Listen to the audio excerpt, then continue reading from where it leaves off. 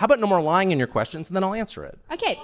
Well, this is the same theory, or as you say, idea, that has inspired the New York Buffalo shooting, where 11 Black Americans were killed. Two white Americans were killed. Like, and it's also inspired. It's not. First of all, it's inspired one of the worst Australian guns how do of they all get time people to this shoot stupid in the media? I guess it doesn't pay well.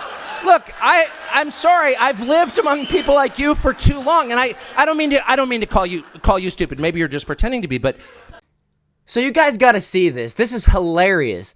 Tucker Carlson, he's down in Australia, and he's basically speaking to a crowd, but at the same time, he's taking questions, right? So it's kind of a question and answer thing in front of a crowd. And he has two just amazing moments, right? And I'm going to show you the highlights. I'll put the link to the full video in the description if you guys want to see it, but I got the highlights for you here, and you guys just have to see this, because this guy is to the point where he's his own boss, right? He doesn't work for Fox News, and he's basically run out of F's to give. This is a guy that is so principled in his positions that he has no F's left. So let's just get into this, because you guys got to see it. Thanks for your speech. Of course. Mr. Carlson. The media can be extremely negative, so it's nice to hear uplifting comments about our country. It's an amazing country. It is, and I think we forget that in Australia oftentimes, so I appreciate that. You've preempted my question on Putin. Putin! Which I think you did strategically, because you knew it's what we'd ask. Putin! He's so bad! And I also appreciate that... Did he make you take the COVID shot? Take the what? The COVID shot? No, he didn't. Sorry.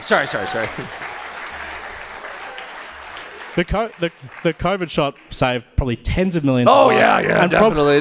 Safe and effective. This is why everyone loves the media. Probably 100 times more lives than Putin has killed in Ukraine. It's like a time capsule. It's like you're like the last Japanese soldier on Okinawa. You think the war's still going. Oh, it's hilarious. Sorry, I'm sorry. I'm being boorish. Can I get the full answer in without interruption? Without interruption? Come on, guy. He's your special guest. He can interrupt you and make a joke anytime he wants. You're asking a nonsense question about Putin right now. Okay, I beg your pardon. I'm interested in your position on Putin. Many people in this crowd would adore conservative prime ministers in this country like John Howard, Tony Abbott, mainstream right-wingers like Boris Johnson, Australian Liberals, some of their MPs are in the crowd, are vehemently anti-Putin. They believe he's a reprehensible figure who doesn't believe in the values of conservatism, such as the rule of law and democracy, which gives us the freedoms we have in our country. I'm interested, do you feel any level of shame or regret that you were termed a useful idiot, and then post your interview, Vladimir Putin himself said in his Russian media that he was surprised at how weak your questions were. And he also said that you were wrong when you said that no other journalist had asked to interview him. He said, that's not true. We only thought Tucker was the only person to report fairly. I thought that you were describing Putin as a psychopathic liar, and yet now you're taking his word for things? Do you... Let me just quickly unpack your absurd soliloquy if I can. First, I'm stuck on the idea that Boris Johnson is a right-winger. Do you know Boris Johnson? I do. Boris Johnson is a criminal buffoon who, like so many who claim to love Ukraine, is single-handedly responsible for the deaths of hundreds of thousands of Ukrainian men in this war that Ukraine cannot win. And I would refer you to Wikipedia. How many more people does Russia have than Ukraine? Do you know? 100 million. 100 million. And in a land war, that's a relevant number. It is not possible for Ukraine to beat Russia. The best they can do is sue for peace. That's been known, including by Zelensky, who wanted that since the early days of this conflict. And Boris Johnson, on orders from the Biden administration, shut down, and this is not a disputed fact, this is a fact, admitted by everybody now, shut down the peace negotiations almost 2 years ago. And Ukraine has been completely destroyed. And now Zelensky has passed a law allowing foreign corporations to own land there. So you tell me what Ukraine is going to look like in 30 years when all of it is owned by BlackRock and multinational corporations and its population is not Ukrainian, okay? So the tragedy of what's happened in Ukraine, orchestrated by the Western powers, including your government, and I hope you do, and driven by my government, I feel shame about it, I hope you do too, is really one of the great crimes of my lifetime.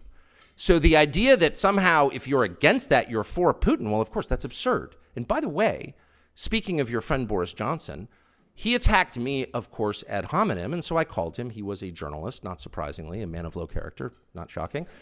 And so I called him and I said, well, you've called me all these names. Why don't you sit down for a conversation? I happen to be in your rainy, depressing slum, London, and we could have a conversation. And he said, I won't do that unless you pay me $1 million. That's a fact. That's a non-disputed fact. I have the text messages. So if that is the credible source of the slur that, look, if I were a toady of Putin or I loved Putin, I would just say so. Because why do I care? I've already been fired. I don't work for anybody. I have no incentive. And by the way, it's perfectly fine if people love Putin. Well, I don't understand what that has to do with anything. We are citizens of different countries. We should judge first and foremost our own leaders. How's our country doing? How are my children doing? What's their future look like? None of that has anything to do with Putin, except to the extent that you all, this country, sit back, your government allows the Biden administration to push us into nuclear war, which is where we are right now, right on the cusp of it. And somehow that's not a story. That is that Putin doesn't respect human rights or the rule of law. Okay, well, just today, Julian Assange was released after 12 years in custody, and your government did nothing. The UK made it possible, and the United States demanded it. You tell me how that's consistent with the rule of law or democracy. It's not. It's ruled by the intel agencies. It's lawlessness, and it's a crime. What I'm saying is our concern should be first and foremost, how are our countries run? And we give our own leaders a pass time and time again because they point to some other creep on the world stage and say, he's bad. Kim Jong-un is bad. Well, yeah, of course he's bad. That's why I don't live in North Korea. That's why I don't live in Russia. I have no interest in living in Russia. But the point is, you're bad too. And the fact that he's bad does not allow you to continue being bad. What? And the last thing I will say that I really feel deeply and I really resent on an emotional level, and you'll pardon my passion, I don't know you, I'm sure we'd be very close friends if we did know each other. But I really resent what I have seen across the West in the past 15 years, and it's a sea change from my youth when my father was a reporter, this alignment between media organizations and the government. I find disgusting, actually. I think it's a perfect inversion of what you're supposed to do. If you're a journalist, your job is to challenge power on behalf of the powerless. It is not to align with the powerful against the powerless. And that is precisely what you have done. I watched your ABC this morning in my hotel room for about 20 minutes until I looked around for a vomit bag. And I watched, it was one of the most I couldn't even believe it was real. The first story, this is unbelievable. The first story was Assange. God bless them. That is the biggest story. The second story was a family of 4 found dead in a house. I think in a suburb of Sydney, but it may have been Melbourne. I beg your pardon. But 4 Australians found dead of what they suspected was a drug OD. Apparently they've been taking a new synthetic opioid that has emerged in Australia and is killing people. Now, this is a huge problem where I live, much bigger than here, but I'm familiar with it. And the reporter said it's probably the synthetic opioid and it's been seen and they're dead. On to the next story. The next story was the Australian government's new law that will require a prescription to buy nicotine products. And we were treated to a 15-minute lecture on ABC, whatever the hell that is, about how nicotine is dangerous and we need to keep it out of the hands of Australians. And I'm like, wait a second. Nicotine, first of all, is not dangerous. That's not true. It's factually incorrect. You know nothing about the science, A. B, compared to what? Compared to what? Oh, we have this new synthetic opioid that's killing people. The government, not too concerned. What they're really concerned about is that people might be using nicotine, which, by the way, has the byproduct of raising testosterone levels and making people a little harder to command. That's a massive threat. So this is the point where the media gets involved and says, wait a second, let's chart the death toll from vaping versus fentanyl. Maybe one's a little worse than the other. And what exactly are you doing about it? Why don't you press your ministers and your prime minister? What are you doing about it, about drug use? And the answer is nothing. Instead, they're hassling adults who want to use nicotine, which I would highly recommend to every person in this room as a life-enhancing, God-given chemical. That's just my view. But I'm like, a media should be like holding these people to the fire on that. Okay, so he roasted that guy pretty good, right? I was cracking up the whole time, and this is actually the second time that I've watched it through. But we're going to skip ahead to the end where it really gets good. He lets this next lady really have it. And like I said, if you guys want to watch the full video, I will put the link in the description. But the way he handles this lady is the way that we all should be handling these woke fools. So much for your address today. So you talked a little bit about immigration, and in the past you've talked about how white Australians, Americans, Europeans are being replaced by non-white immigrants in what is often referred to as the Great Replacement Theory. This is the same... Have I said that whites are being replaced? Well... I don't think I said that. Well, it's been mentioned on your show 4,000 times. And really, when did I say that? On your show. I said whites are being replaced? You have said that before. Really? Yeah. I would challenge you to cite that, because I'm pretty sure I haven't said that. I said native-born Americans are being replaced, including blacks. Native-born Americans. Native-born Americans. And Americans who, like black Americans, have been African Americans, have been in the United States for, in many cases, their families over 400 years. And their concerns are every bit as real and valid and alive to me as the concerns of white people whose families have been there 400 years. So I've never said that whites are being replaced.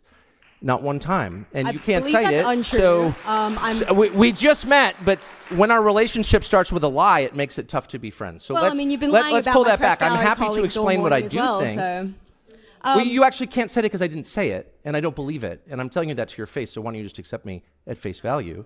My concern is that the people who are born in the country are the main responsibility of its leaders. And as noted earlier, when those leaders shift their concern from the people whose responsibility it is to take care of to people around the world to put their priorities above that of their own citizens, that's immoral. And they are being replaced in my country, people who are born in the United States. And the birth rate tells the whole story. They are not at replacement rate. And so the US population is growing because we're importing people from other countries. And my view is that happy people have children, and a functioning economy allows them to do that. And we don't have that. And so you need to fix the economy and fix the culture and make it so that people who want to have kids can. You don't just go for the quick sugar fix of importing new people. Like, that's my position. And if you think that's racist, that's your problem. I never called you a racist. But of course you are suggesting, and well, I must say one of the reasons people don't like people like you in the media is that you never say exactly what you mean. Your slurs are all by implication, and you're about to tell me the Great Replacement Theory is racist or anti-Semitic, whatever. I've said what I've said to you right now like 100 times in public. I hope to, if I live long enough, say it 100 more times. I think it's completely honest and real, not racist or scary. It's factually true. It's not a theory, it's a fact.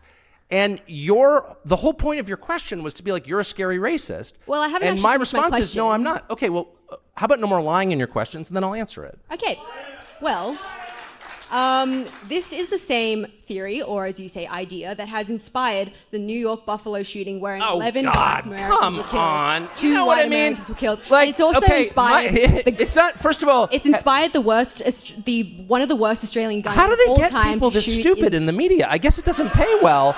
Look, I'm sorry. I've lived among people like you for too long, and I don't mean to call you stupid. Maybe you're just pretending to be, but I'm totally against violence. I'm totally against the war in Ukraine, for example, which doubtless you support. And like all dutiful liberals, support more carnage. I don't. I hate mass shootings, actually. Nothing I said, what does it mean to inspire something? My views are not bigoted against any group. They're honest. They're factual. That's not hate. That's reality. And my views derive from my deep concern for Americans, actually. Americans aren't having kids because they can't afford to. And nobody in charge cares.